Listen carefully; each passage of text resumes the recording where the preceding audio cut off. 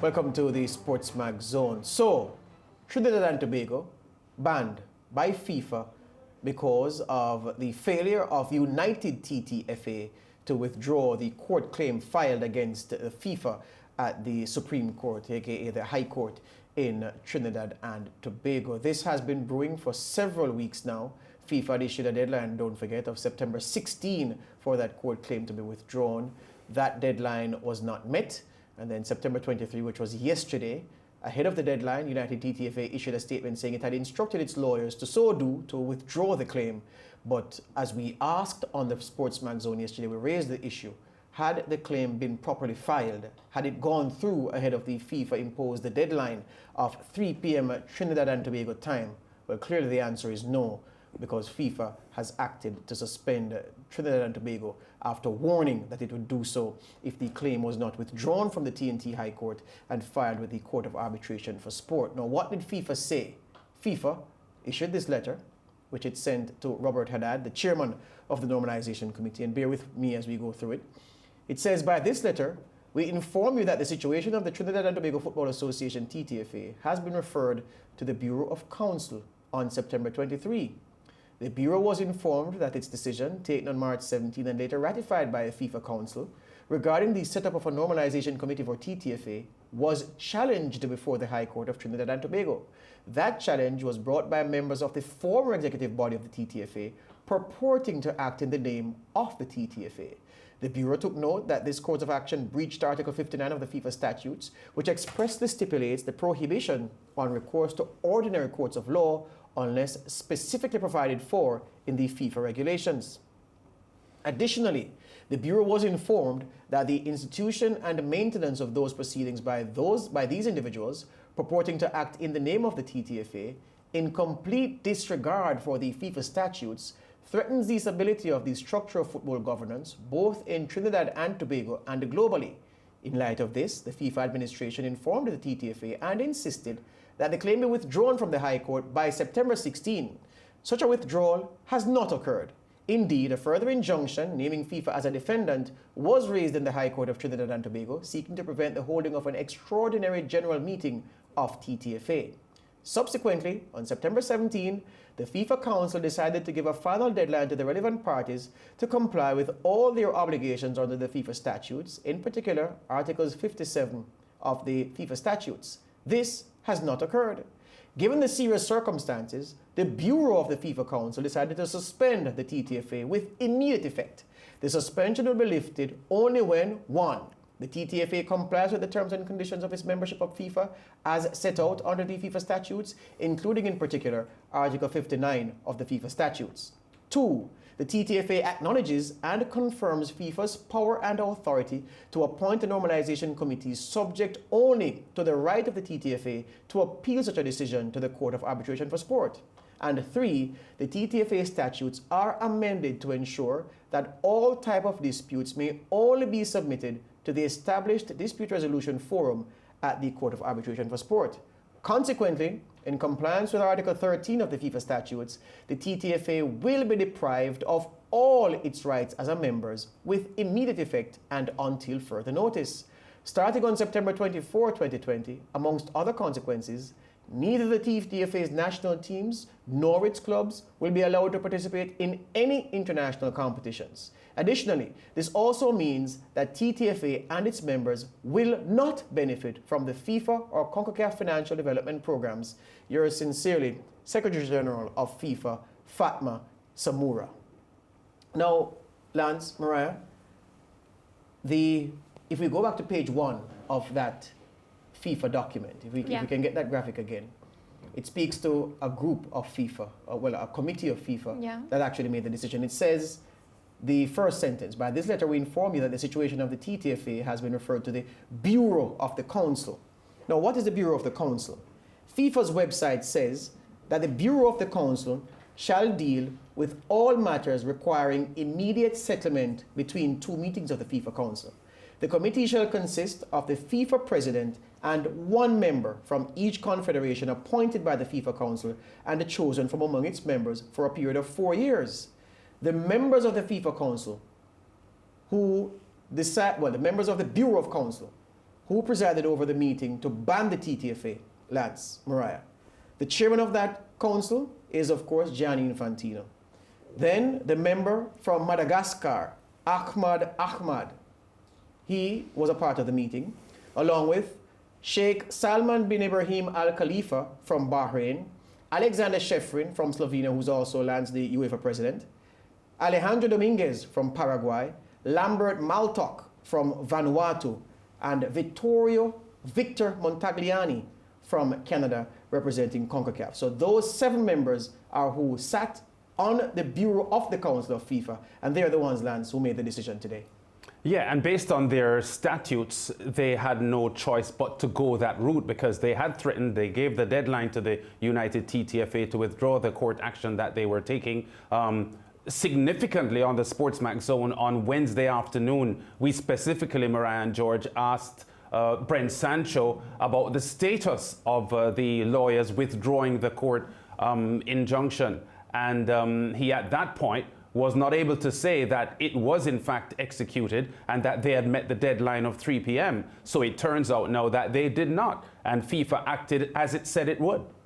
Based on what we saw, FIFA was very clear. They gave us a date and, of course, a specific time to do what they had to do. The fact that we didn't meet it, obviously, it brought into question that we were going to be suspended. Now, I think the fact that we are suspended, George, you see how many different things FIFA expects of us now. So initially, when we were supposed to just, take the matter out of the court and continue along, now we have to readjust the statutes in Trinidad and Tobago. They said go back, revisit, and ensure that TNT High Court will no longer be a part of any of the decisions. It is going to be cast. So we have like 3 different things to get done before we can even think about playing football again under FIFA. And of course, we lost all the finances, which is the only amount of money that we had for football. All right, we have several interviews lined up. Lance, you have David Nakhid standing by, the former Trinidad and Tobago international senator in Trinidad, now an opposition senator. We're going to speak with Anil Roberts, also an opposition senator, former Minister of Sport. We're set to speak with Osmond Downer, the Vice President of the Referees Association in Trinidad and Tobago. Of course, we're going to speak with Central FC boss, former TNT international Brent Sancho as well. We must tell you at the top that we've tried to get in touch with all of the power brokers in TNT's football without success. We spoke to Robert Haddad's assistant, who said Haddad wasn't available for today's interview. We spoke with Keith Luke-Loy, who declined an interview.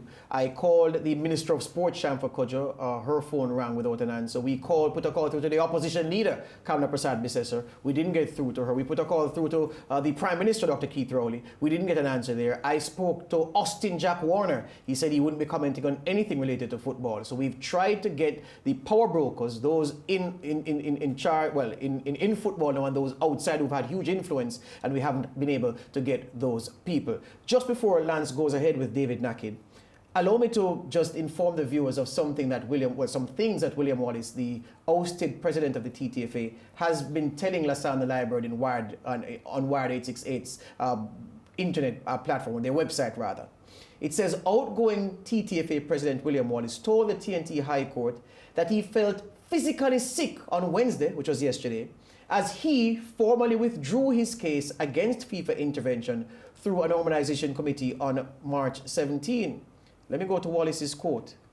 Wallace made his angst clear to High Court Judge Carol Gobin, though with a lengthy address which included references to CNC3 investigative journalist Mark Bassant's recent allegations against former TTFA President David John Williams and the claims of a FIFA cover-up. Let me quote him now. This is Wallace speaking now.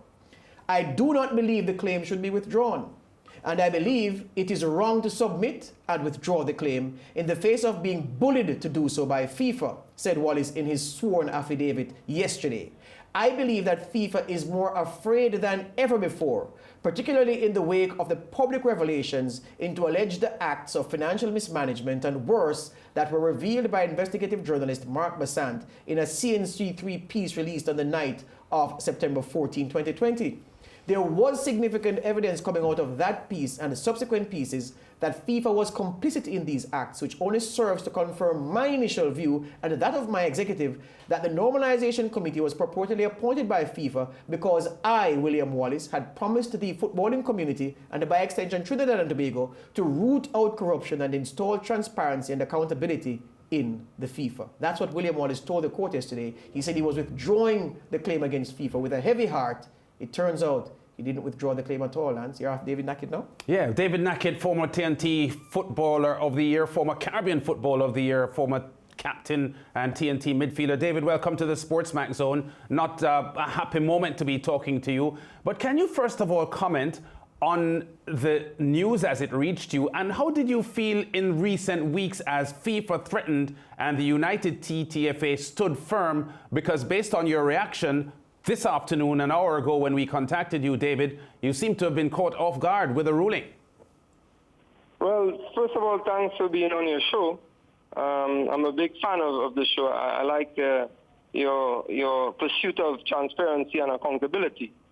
Having said that, yes, I was caught off guard because I've been busy with the upcoming budget presentation in Parliament. And from what I read this morning about the case, I was made to understand by the newspapers that the case had been withdrawn by William Wallace. So, and then to hear that and to read the literature sent to me by George, that the case was not withdrawn and FIFA had gone through on its threat, it is a bit disconcerting. Yeah, doesn't this story as it now stands become even more scandalous, David, because the United TTFA finally agreed that they would withdraw the court case, but seemingly not doing it efficiently. So even in withdrawing, they appear to have messed up. Well, let me be patently clear from the outset that there are no there are no heroes in this case. There are villains on all sides, and that's what makes this case so particularly distasteful. And there would be few people. I've heard your colleague George allude to the fact that he called several people, but you're calling people with little or no expertise who could really decipher what has been going on. Even for someone with some expertise, it's a difficult case. And I think the least place to do that would be our current Minister of Sport, Shamfo Kodjo. So when I looked at the literature sent to me, the easiest conclusion is that there has been an administrative cock-up by William Wallace and his slate. Obviously, they intended intended to withdraw the case and did so reluctantly, and did it after the stipulated time frame, which of course would invite the threats of FIFA to go through. Having said that, I hold absolutely no brief for FIFA at all in this case. I think they knew that that something untoward took place by one of its officials. I'm talking particularly about Veron Musinga-Umbo, the guy who's the representative of Infantino. I think they recognized that fact, and that's why they ended quickly the tenure of David John Williams. I'm not David John Williams, William Wallace, after 4 months. Now, having said that, I hold no brief whatsoever for Wallace as well, having discovered that he did several things subsequent to his appointment without consulting the board.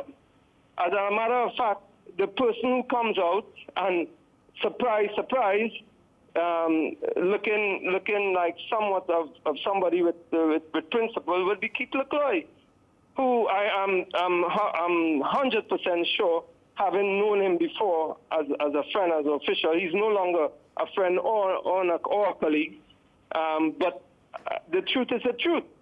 And he's not someone, I'm sure he's not someone who is in this for money, as has been mentioned in Inside World Football by the author Paul Nicholson. I know that for sure. However, he has a massive ego, and I know that would not have helped in this situation, because a situation like this calls for compromise. It calls for mediation. It calls for some level of consultation between all parties, and we've never had that. What we had was a lot of hodgepodge meetings, disjointed efforts by parties here and parties there, and FIFA has been a big hypocrite in the matter. I'll give you an example. FIFA claims that the high courts, the courts of Trinidad and Tobago, hold no jurisdiction over them. But they also lodge a case against the United TTFA in the local court before withdrawing their filing. So what was that about? So as I said before, there are a lot of things to unravel. To me, there are villains on all sides, and it makes it a very distasteful case, having now been banned by FIFA, seemingly for an effort that supposedly based on principle was not at all based on principle, because then you would have seen it through. Then you would have seen it through. Sometimes if you have your principle and you stand alone, you go it alone. And but I think that our coaches were also lax in their approach in demanding a meeting with United TTFA. I mean, we have not bathed ourselves in any kind of glory. Yeah. All the people involved. Yeah. David, you have been known throughout your entire career, even as a player, as a very outspoken individual who called a spade a spade. I'm hearing you, I'm listening to you very closely, and I'm getting the feeling that unlike a lot of people in the Trinidad and Tobago football fraternity who have been labeling William Wallace as the villain in this entire story, you're not on that bandwagon. As you said earlier on, you think FIFA, as a governing body for world football, are as much villains in this story as the United TTFA are. Of course, and they are, as well as, you know, FIFA, in my opinion, has always been there as an organization to have the Caribbean and by extension Latin America as just a voting bloc. Basically, we are still indented laborers to them. If we have, I would say, that privileged status in their eyes, we have always been just a voting bloc. I remember. That was done by Jack Warner. People talk about what Jack Warner had at CFU United. A load of crap. Jack Warner had CFU United for his own ends. He, Horace Burrell, all of them perpetuated that myth that they were Caribbean people. They were not. If that was the case, where is CFU now? Yeah. What legacy is there to say that they were Caribbean men? No, they were not. Yeah. David, they were a construct of FIFA. David, in order to line their own pockets, and FIFA continued that trend with people who came after them, including Andy Harris or whoever. David, within the last decade, you had aspired to run for FIFA presidency, didn't you? Yes, I did. I did in 2015. Yes, I was able to secure 5 votes from the Caribbean. Yes. And then we had that infamous incident with that Caribbean house Negro.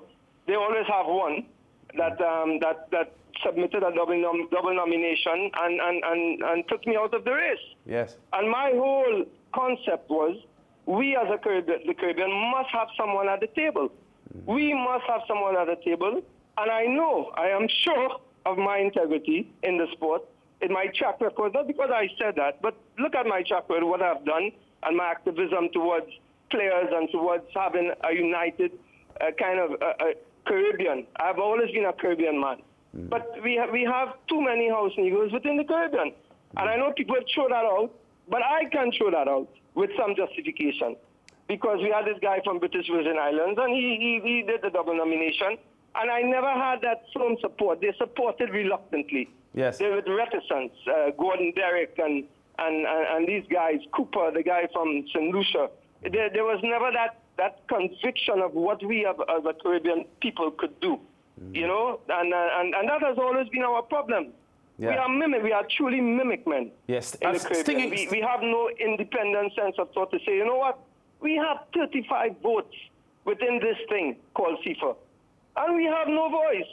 We have Montagliani and Infantino determining what goes on here in Trinidad and Tobago and Jamaica.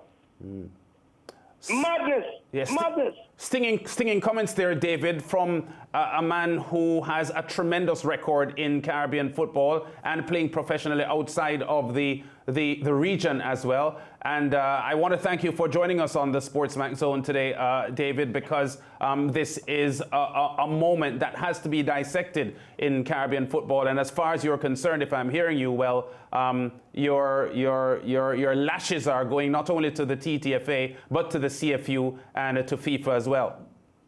Yeah, because I think, honestly, and you guys have a good program, that you guys should really devote some time to that. Where are we as a Caribbean people? EU has, they have their stuff together. FIFA could never go up against EU. Yeah. But we have our own bloc, but we'll never, we proclaim to be a Caribbean people, but only to fat and jam. David, thank you. Never in anything of import, yes, of importance, and anything that has gravity. We are united people, never. Yeah, thanks, David. David Nakhid, former Trinidad and Tobago midfielder, former Trinidad and Tobago captain, former Caribbean Footballer of the Year, former pro in Asia. Lebanon. He played in Europe as well, and now a senator in Trinidad and Tobago. Always very outspoken. Definitely. And he held back very few punches there, Mariah and George. And I think he hit the punches in the right places. I actually have to agree with Nakhid, and I can understand why he's so angry, Lance, being a former Trinidad and Tobago footballer. As I said it in the opening of the show, our country is bleeding today. We may be celebrating Republic Day, but there isn't much to celebrate. What an Independence Day gift? Republic. Break time.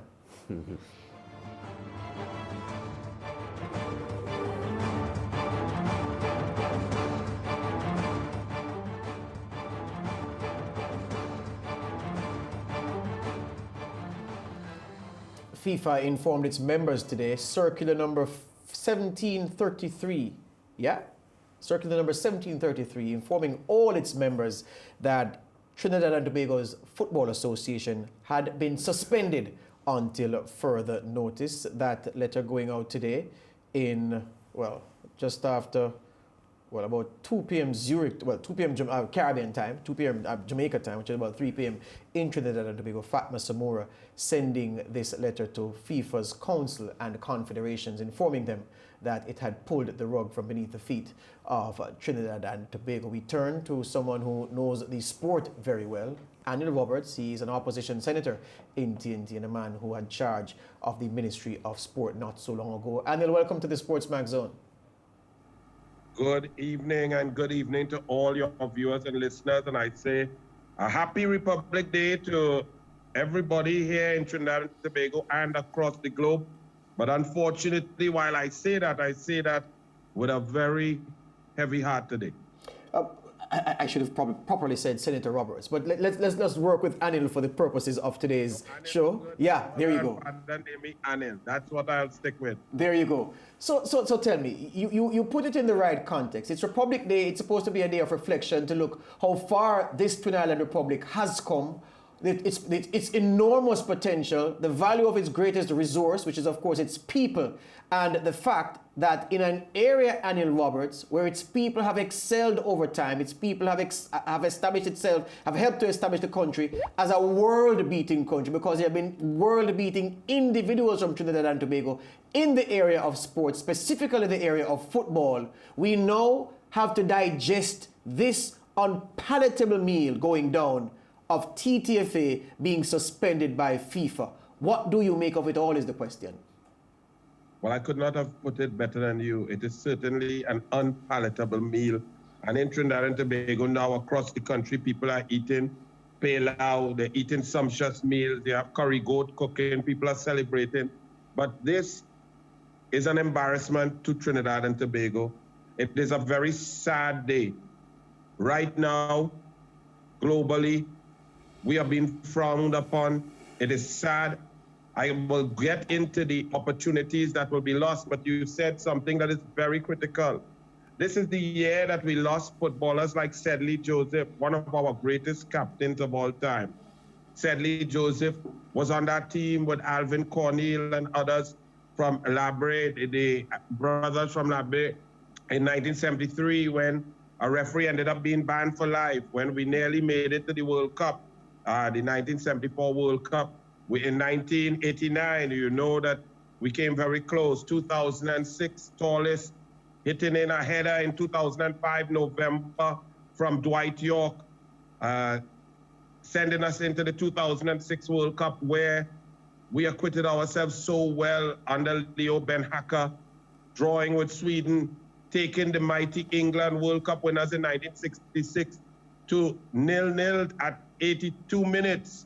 Then Brent Sancho unfortunately was fouled by the tall man, but that is just to say that today I am still in shock that Trinidad and Tobago has been banned from football. Now, while I share my passion as my senator colleague David Nakhid, we must be realistic in a world that we exist in a world of sport.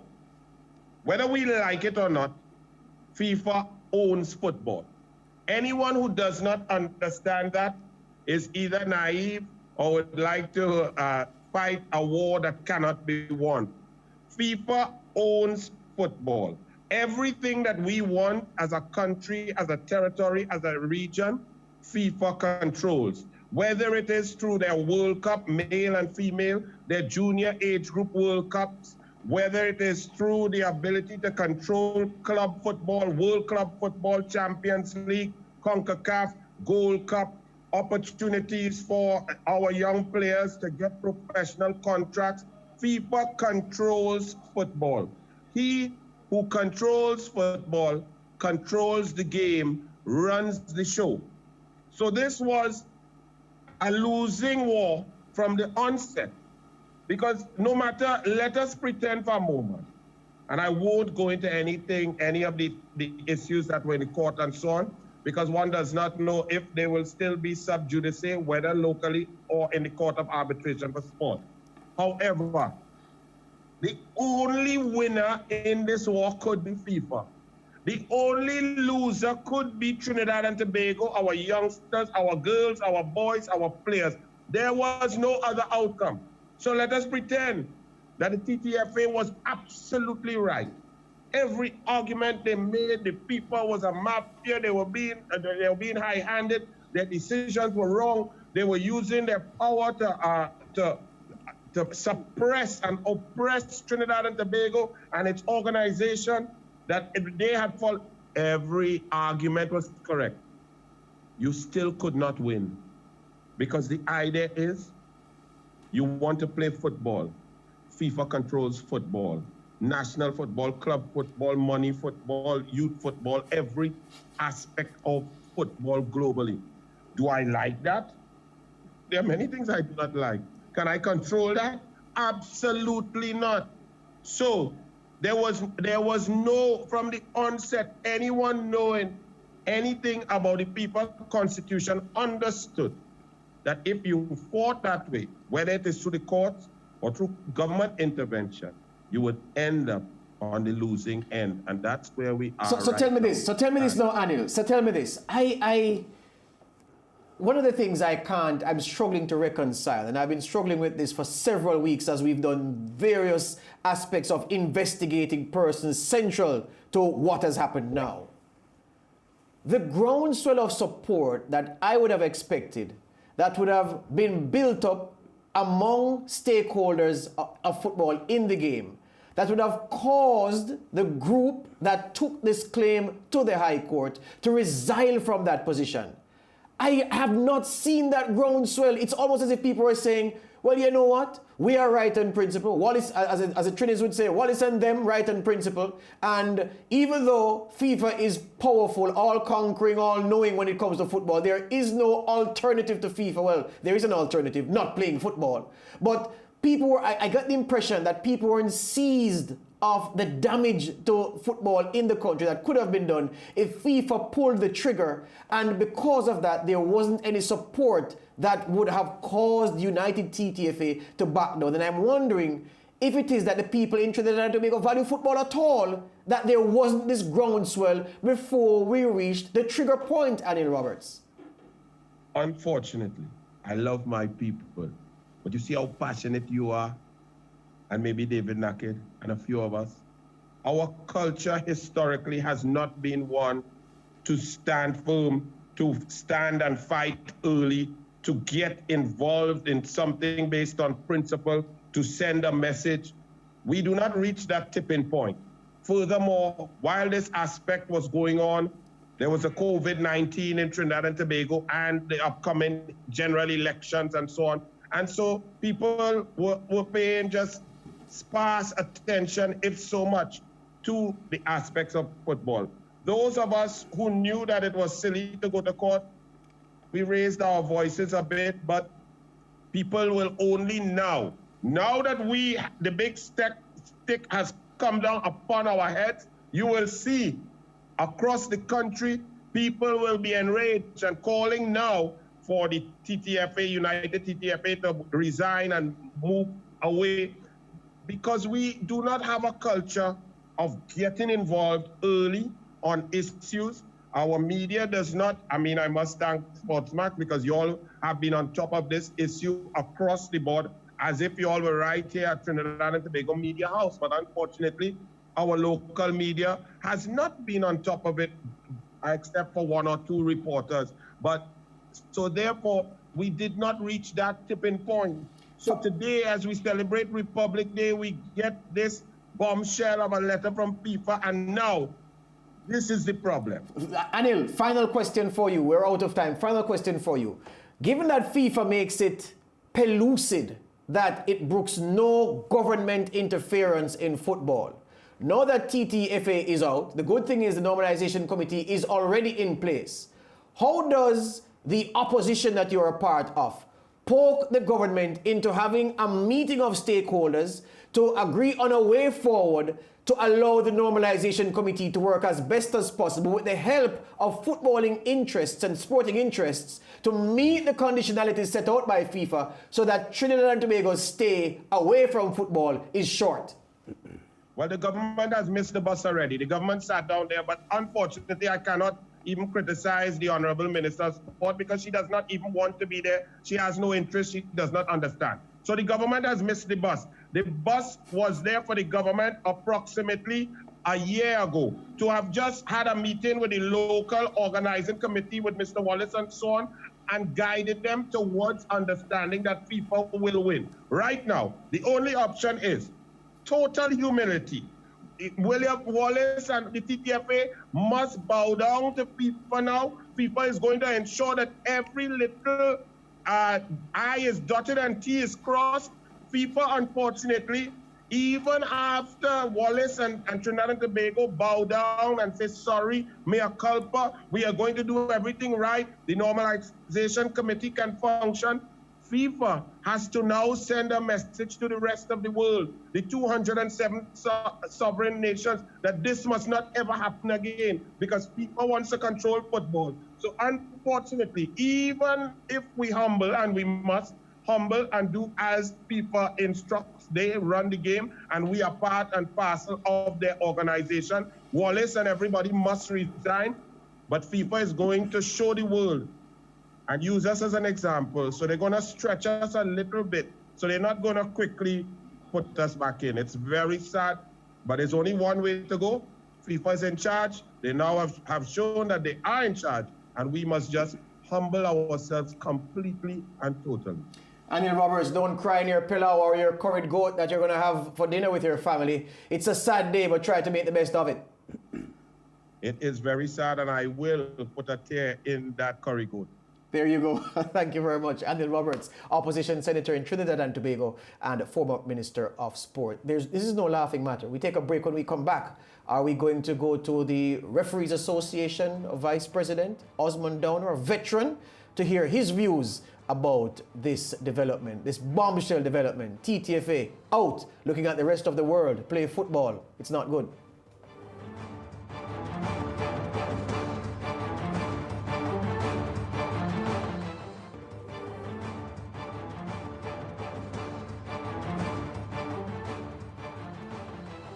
Welcome back to the SportsMax Zone. Of course, on the day Trinidad and Tobago celebrates their Republic Day, we've got a news that, of course, FIFA has suspended Trinidad and Tobago from every possible football that they could ever want to play. Of course, George said at the top of the show that we have been reaching out to members of the Normalisation Committee. We reached out to the Prime Minister of Trinidad and Tobago, Opposition Leader Kamala Prasad Bisesa. We tried to get everybody. We even reached out to our Minister of Sport, Shamfa Kujo. Of course, all those calls went unanswered. However, just a while ago, I got a message from the head of Normalisation Committee, Robert Haddad. He sent me this saying, following today's decision by FIFA to suspend the TTFA, I want to reach out to the football family in Trinidad and Tobago. These are extremely challenging times for everyone with the current pandemic, and my thoughts are with those impacted in our communities. Unfortunately, the TTFA again finds itself in a very negative situation. The Normalisation Committee made every effort to prevent this suspension. On several occasions, we managed to have deadlines extended, and we appealed to the few individuals from the previous regime to drop their legal action and do the right thing. Robert Haddad continues, unfortunately, those few individuals have put their own interests before the TTFA's. They knew very well this approach would have serious consequences for football in our country, and yet still they pressed ahead with their own agenda. Their actions have had no regard for the coaches, the players, and the fans in our country. Like the vast majority of stakeholders in our game, I am tired of the legal wrangling, the disputes, and the constant focus on off-field problems in our football. Robert Haddad continues in his message to me, the FIFA-appointed Normalisation Committee is the only way forward. It's still the only recognized body by FIFA, and the football family needs to work with us so we can put everything into getting this suspension lifted.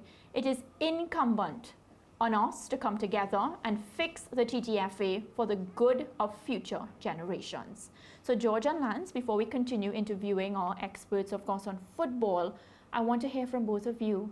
This message just coming in, the sentiments from Head of Normalisation Committee, Robert Haddad. George, you first. I think his first sentence is cracking. Could you read that first line again, Mariah? Sure, let me just get it back. All right, the first line, following today's decision by FIFA to suspend the TTFA, I want to reach out to the football family. Stop. That's enough for me.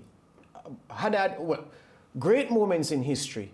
Well, moments in history are made great subsequent to the moment happening by what is said. There's nothing like a speech that captures the moment. There's nothing like a comment, an expression of a thought that comes at the right time. The right time for Robert Haddad to say what he just said, based on what Mariah read, is today, when the wounds are still very much raw.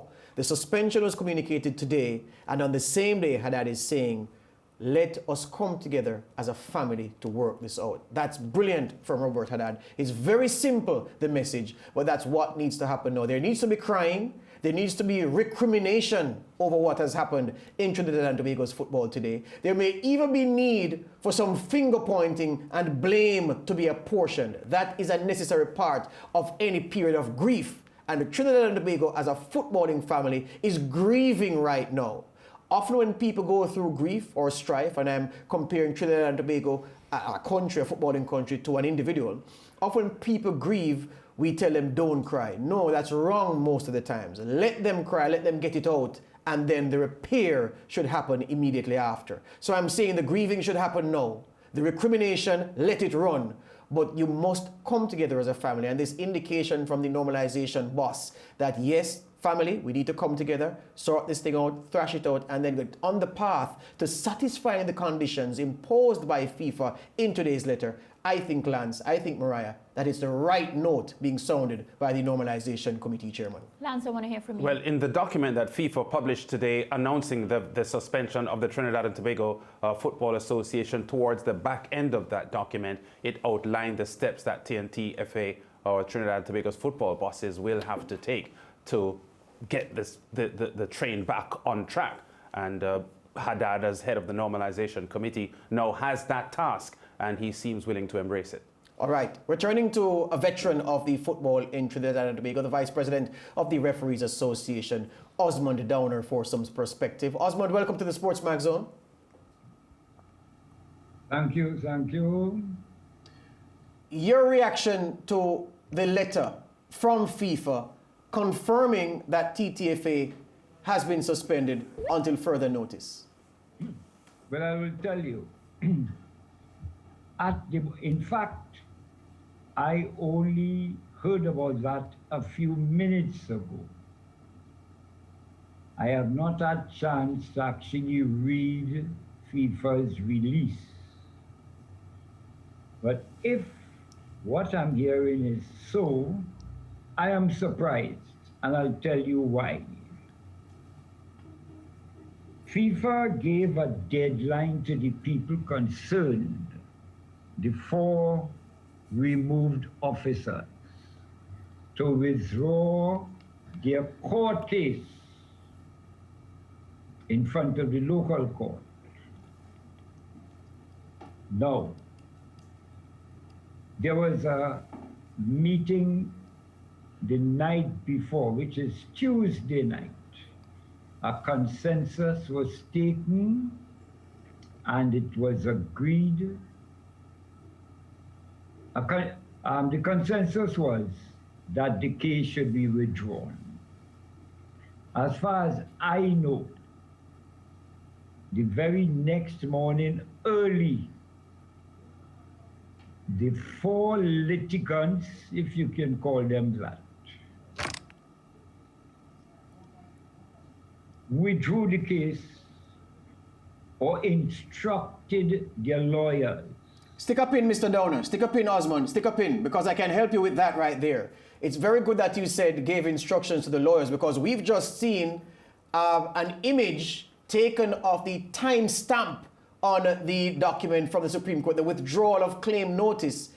FIFA, remember, Osmond Downer, gave the United TTFA until 3 p.m. Trinidad and Tobago time yesterday to withdraw that.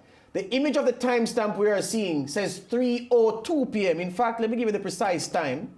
It says 3:02 p.m. and 3 seconds. So the withdrawal claim was filed properly 2 minutes and 3 seconds after the FIFA deadline.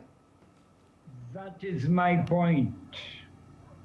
I knew that they started the procedures since Tuesday morning. And I'm surprised that someone read FIFA's release to me on the phone. And I'm surprised to hear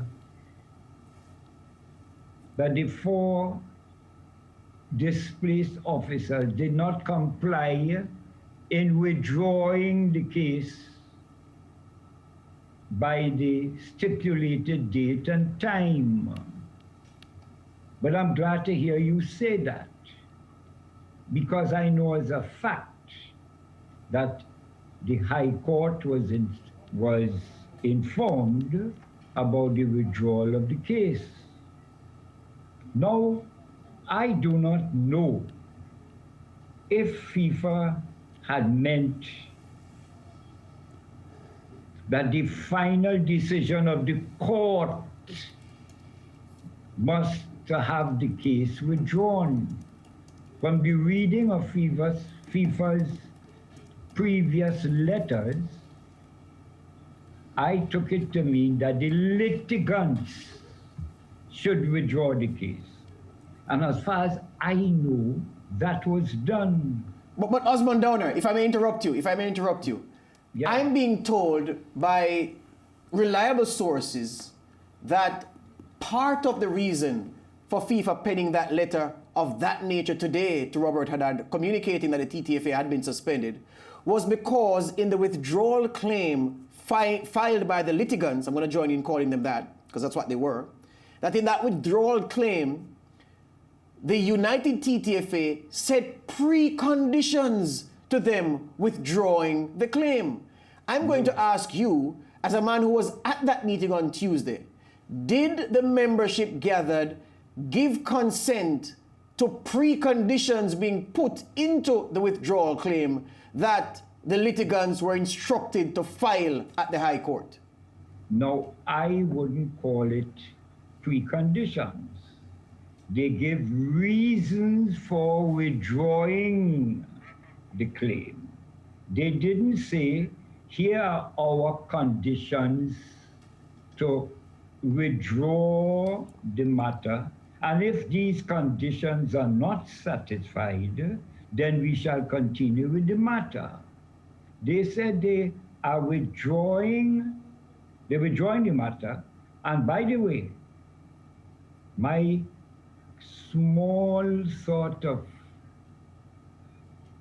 knowledge of these sort of matters, if you have something in front of the High Court, you cannot just come and say, I'm withdrawing it.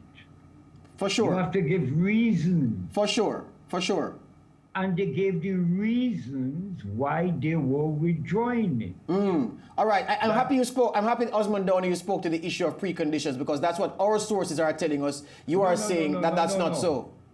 That was wrong. Okay. I saw the letter, and if you see it on the TV and everything, it was clear. They are withdrawing it because of pressure by FIFA, of course, supplemented by the unusual thing from CONCACAF. With the Gold Cup draw. Almost a whole year before the actual tournament. Yeah, we're out of time, Osmond Downer. One last question for you before we go. One last question before we go. Where now, based on your experience, I want you to dip into your experience to answer this question. How should the footballing interests in TNT, led by the Normalisation Committee, go about the important job of the repair to get TNT back into the international footballing fold? Well, first of all, I think it is the duty of the Normalisation Committee to bring to FIFA's attention exactly what I've just said. That they did withdraw it at the prescribed time limit, and they gave reasons why. It was not preconditions. And then, of course, because it was decided at the meeting with the withdrawal and subsequent discussions among people interested and so on, stakeholders, that things will go on. Things will go on with the Normalisation Committee, and now the Normalisation Committee should do its job. Yes, hear you on that. Do its job. Hear you on that. Osmond Downer. Yeah, we have to end it here. Thank you very much for your time. Thank you for your perspective, your informed perspective. Osmond Downer there, a Vice President of the Trinidad and Tobago Referees Association, and a man who was integral to the framing of the Constitution that now governs what the TTFA does. That important matter of the time, because look, the time, FIFA said by 3 p.m. The stamp on the Supreme Court document says 3:02 and 3 seconds. And we understand that there were preconditions in, and FIFA clearly took umbrage at preconditions being put into the withdrawal claim and said that they were pulling the rug from beneath the feet of the TTFA. We take a break. When we come back, Mariah has Brent Sancho to talk to.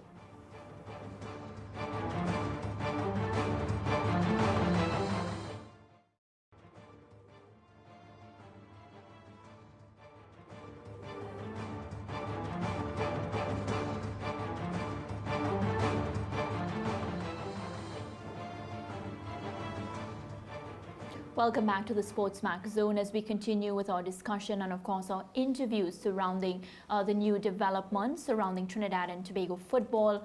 FIFA has suspended Trinidad and Tobago from all their footballing events. Of course, this news gripping especially our Trinidad and Tobago nationals in a very, very sad, and it's such a heart-wrenching moment for all our Trinidad and Tobago nationals and, of course, our footballers. Well, joining me now, a former Trinidad and Tobago footballer and, of course, a former Minister of Sport in Trinidad and Tobago, Brent Sancho. Brent, welcome.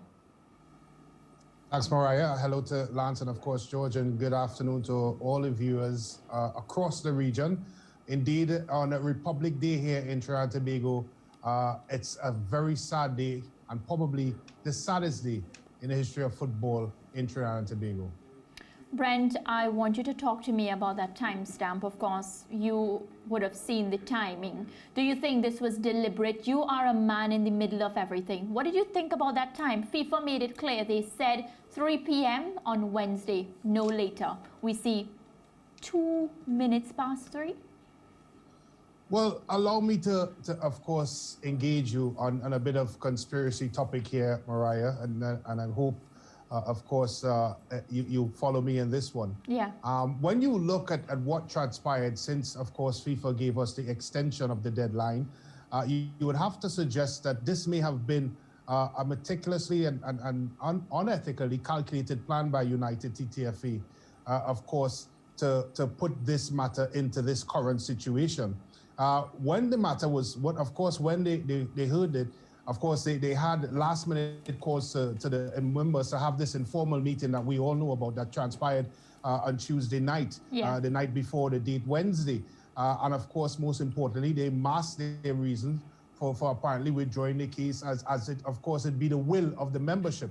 And it seemed like they were trying to suggest that the membership is the ones that, of course, gave them the guidance to move the case off. Now, early in the morning on Wednesday, they sent out United TTFA expressed their plans to move forward and to drop the case. It was sent out early morning via release, unofficial release. And then at approximately 1:30 local time here in Trinidad, an hour and a half before the deadline to withdraw the case, they issued an official media statement. And in this official media statement, of course, it circulated and articulated their position. Of course, a lot of it had to do with, of course, what they felt about FIFA and why they're doing it. They were forced by the members. They were forced by FIFA. They spoke about CONCACAF Gold Cup and all this different stuff. Then at 3:02, as you rightfully mentioned, that is when they lodged the affidavits in the high courts of Trinidad and Tobago for the case to be withdrawn. So you would have to suggest that this is either that the United TTFA and Mr. Wallace are just so unfit for governance that they did not even know a time, or this was well planned. And you may have to suggest that this just may have been a well-planned scenario that they've put into structure to make sure that they did not, again, Mariah, it was very clear in what FIFA said. Yes. At 3 p.m., it needs to be out of court, not going through the process, not having to be spoken about. It needs to be out of court. I've heard Mr. Lucloy boast on many occasions that they have the best lawyers in town. I am extremely sure that their best lawyers would have told them on last week that you need X amount of days to get this out of court. Yes, Brent, and as we are on the topic of time seems to be of the essence, because in FIFA's release earlier today, they spoke about the only way now that we can rectify this problem is the TTFA has to comply. They said that firstly. The second thing they said is the TTFA has to acknowledge that FIFA has the power and they need to accept the normalisation committee. The third thing that FIFA stated was that the TTFA statutes need to be amended. Of course, these different commands by FIFA means that these things are going to take time. What happens to Trinidad and Tobago football? And I mean, how long will it take for us to bounce back from this? Well, right, and that's a very good question, Maria. Let's move forward from this position here now, which means that William Wallace now is in charge of the TTFA. He is the president of the TTFA. So coaching contracts, payments of coaches, programs, etc., will be down to his responsibility. Of course, these contracts don't just disappear.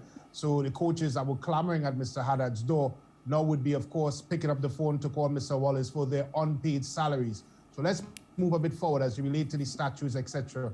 I would envisage that an AGM will have to be called within the near future to, of course, oversee these prescriptions set down by FIFA.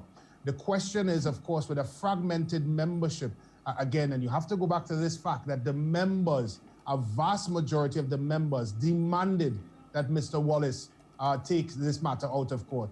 A vast majority of the membership trusted Mr. Wallace to take it out of court by 3 p.m. So he now has to face a very angry membership, of course, wrapped around a very angry population with players, staff, etc., who now feel betrayed by Mr. Wallace to set these statutes in place. I will be extremely surprised, Mariah, if Mr. Wallace and the rest of his executive do not step down with immediate effect. Definitely, Brent. And as we wrap, we got a message from the head of the Normalisation Committee, Robert Haddad, and of course he put it really well. He's basically calling on everybody in Trinidad and Tobago, especially those in the footballing community. Let's come together. Yeah, I suggest that would have to be the next plan for the footballing community. I heard George made mention, why did the community take so long to come together? That would always be the overarching question. Now we have faced with this situation, and I'm extremely sure that the membership would not want to move forward with Mr. Wallace and the rest of the executive, but it's how soon the rest of the TNT football population can come together to rectify this situation in haste. All right, Brent. Well, thank you so much for taking the time to talk to us, and we'll continue to keep in touch. Thank you very much. Of course, Brent Sancho there, our former Trinidad and Tobago footballer, and of course, our former Minister of Sport. We go to a short break now, and of course, we head to the track. At the track comes up next with Lance.